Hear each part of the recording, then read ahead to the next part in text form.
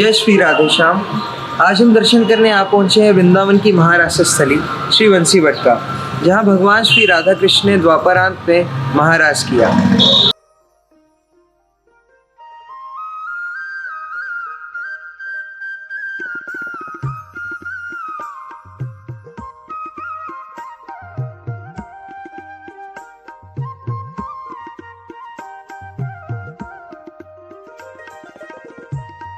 आज हमारे साथ हैं इस स्थान के पुजारी जी, जिनसे हम यहाँ का महत्व श्रवण करेंगे। ये वो स्थान है जो कि हमारे शास्त्रों से, पुराणों से, ग्रंथों से, भजनों से, पदों से जब हम पढ़ते या सुनते हैं तो इसका बहुत वर्णन आता है।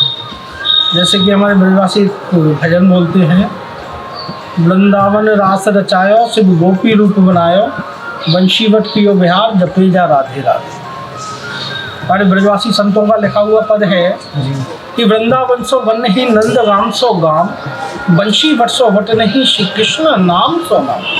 तो ये स्थान है बंशी वट। यहाँ भगवान ने अपने जन्म जन्मांतरों के भक्त उन सबकी मनोकामना की पूर्ति के लिए आश्विनी शुक्ला पूर्णिमा, जिसको अपन बोलते हैं शरद की पूर्णिमा, शरद पूर्णिमा की रात्रि में ऐसी वट के नीचे से बंशी बजाई और बंशी को सुन के तीनों लोग मोहित हो गए।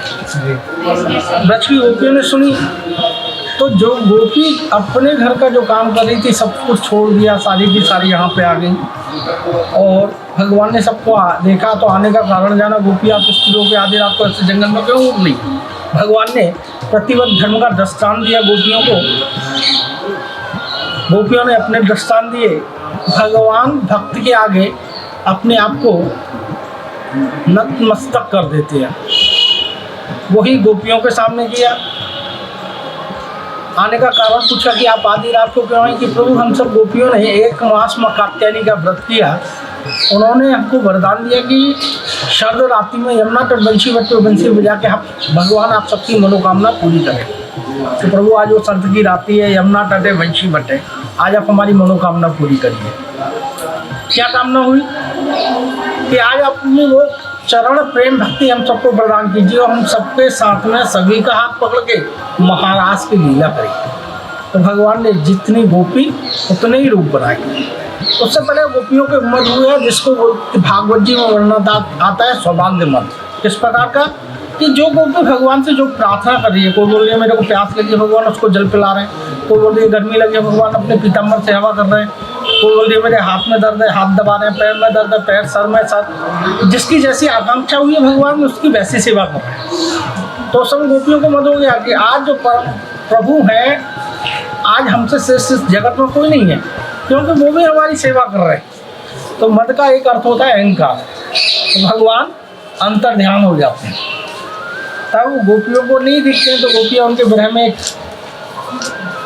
स्तुति करती हैं, गीत गाती हैं, जिसको भागवत जी में बोलते हैं गोपी गीत। भगवान उसके बाद में प्रकट होते हैं और मोह को पीताम्बर धारण करे हुए भगवान। तो भगवान जितनी गोपी उतनी रूप बना के एक गोपी एक कृष्ण यहाँ महारास की लीला की। उसी बंसी की आवाज़ को भगवान शिव ने कैलाश से सुना। भगवान शिव की समाधि टूट गई। अपना बागंबर कमंडल लेते हुए दौड़ते चले आई। दरवाजे को गोपियाँ दरबार थी, रोक दिया, बाबा आप अंदर नहीं जा सकते। क्यों कि किसी पुरुष का प्रवेश नहीं है, पुरुष मात्र भगवान श्री कृष्ण। सारी ब्रज गोपी कि देवी मैं तो बहुत दूर था, मैं भी अपने मन में कामना लेके आया हूँ कि भगवान की लीला के दर्शन मिले। और आज भगवान सबकी मनोकामना पूरी कर रहे हैं। मैं ऐसा बड़ा दुर्भाग्यशाली हूँ, मेरी मनोकामना पूरी नहीं होगी। शिव जी को बड़ा दुख हुआ तो गोपियों को दया आ गई, कृपा की भगवान शिव के ऊपर, और भगवान शिव को भेज दिया पीछे यमुना जी के पास। यमुना जी के तट पे जाके यमुना मैया की प्रार्थना की। यमुना जी प्रसन्न हो गई। क्या महादेव क्या चाहिए कि माँ भगवान की लीला का दर्शन करना। तो उसके लिए आपको गोपी बनना पड़ेगा, मन में गोपी भाव लाना पड़ेगा कि मैं तो संसार का वासी, मेरे पास तो बागंबर कमंडल नाग बिच्छू कातर इनके अलावा ऐसी कोई वस्तु नहीं है। गोपी का तो बहुत श्रृंगार, 16 श्रृंगार कहाँ से लाऊं। तो माँ यमुना प्रसन्न हो गई और अपना सारा श्रृंगार भगवान शिव को दे दिया, सुंदर गोपी बना दी।